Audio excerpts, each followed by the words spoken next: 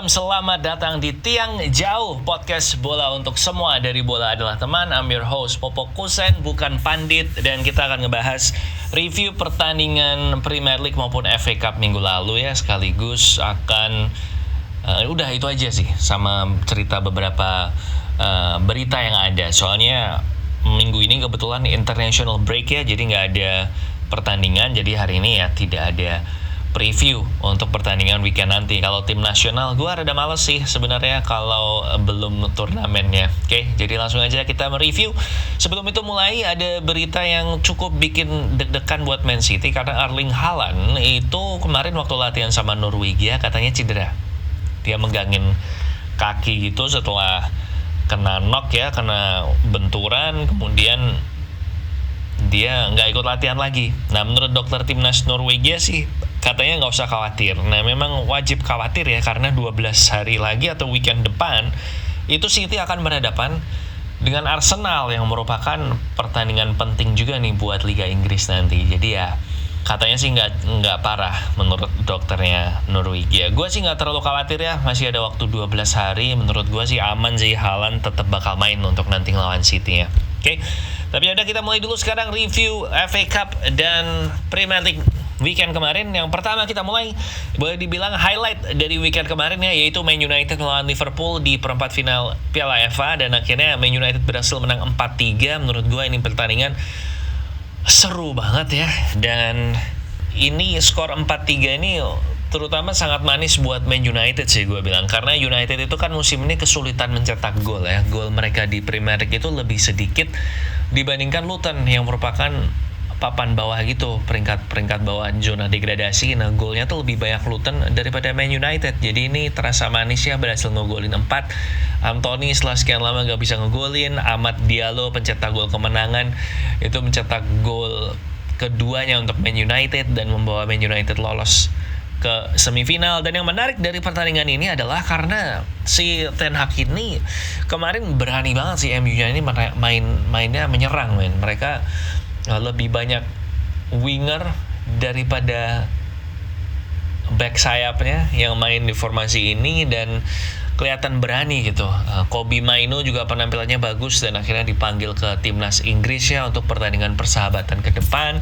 And ini bisa jadi pertandingan yang menyelamatkan musim Man United atau bahkan menyelamatkan pekerjaan Ten Hag di Man United sih. Liverpool tapi menurut gua nggak perlu berkecil hati ya, karena wajar capek segala macam. Klopp juga bilang kayak gitu kan.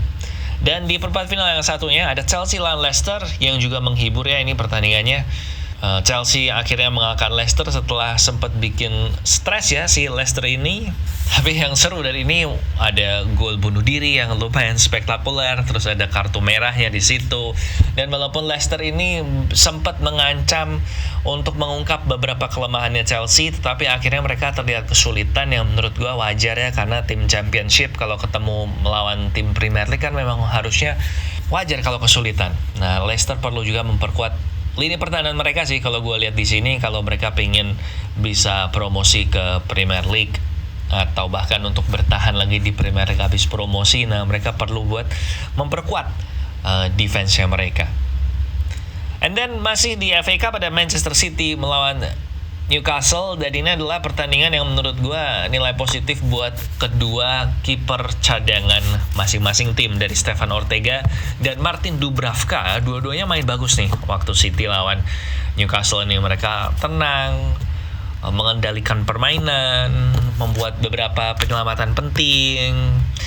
Dengan cederanya Ederson dan Nick Pope, maka yang perlu untuk tampil bagus dari kedua tim ini adalah Stefan Ortega dan Martin Dubravka ini, terutama Newcastle di Liga dan City di semua kompetisi ya gitu. City tapi menang. And FA Cup yang satu lagi kejutan, karena Wolverhampton tim Premier League ini dikalahkan oleh Coventry City yang tim Championship. Dan menurut Gary O'Neill, pelatihnya Wolves, mereka bilang ya sebenarnya problemnya ini karena memang kedalaman skuadnya kita tuh nggak dalam. Jadi mereka jadwalnya yang padat akhirnya membuat mereka kesulitan dan akhirnya kalah oleh Coventry. Nah, si Gary O'Neill ini juga memperingatkan kepada timnya bahwa sekarang sisa laga di Premier League ini adalah pertandingan final supaya mereka bisa meraih posisi sebaik mungkin.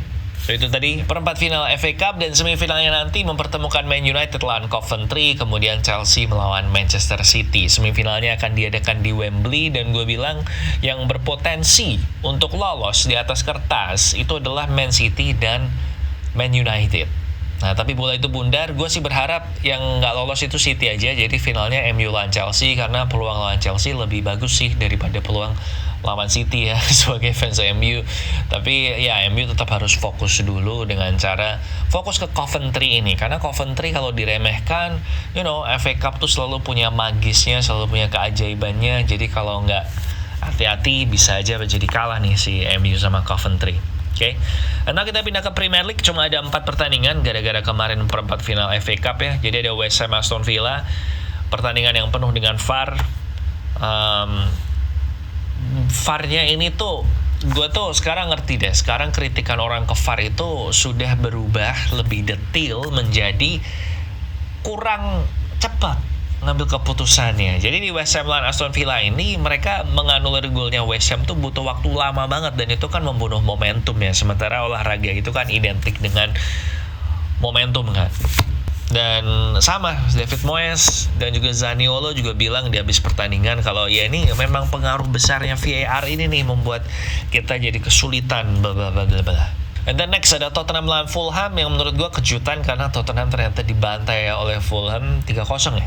3-0. Dan Song Heung-min habis pertandingan mengkritik rekan setimnya dan mengkritik timnya juga. Dia bilang bahwa sikap, attitude, dan performa dan semangatnya timnya tuh nggak cukup baik, dan semua pemain harus mengakui kesalahannya mereka. Apalagi Tottenham sebenarnya tadinya menurut gue yang paling diunggulkan ke top 4 itu Tottenham, tapi dengan penampilan kemarin dan sisa jadwal yang ada, nah ini Tottenham harus hati-hati nih. Mereka harus bener-bener fokus. Mereka kan berebut peringkat keempat ya sama Aston Villa dan sama Man United. Man United sedikit di belakang, kayak ada 6 poin tersisa, 6 poin ketinggalan gitu. Tapi ya again, kalau nggak hati-hati ya bisa disalip. Apalagi Man United harusnya ini titik balik kan, ngalahin Liverpool. Tapi nggak tahu gue, musim ini udah berapa kali MU ada titik balik, tapi bukan balik jadi bagus, malah jadi turun lagi.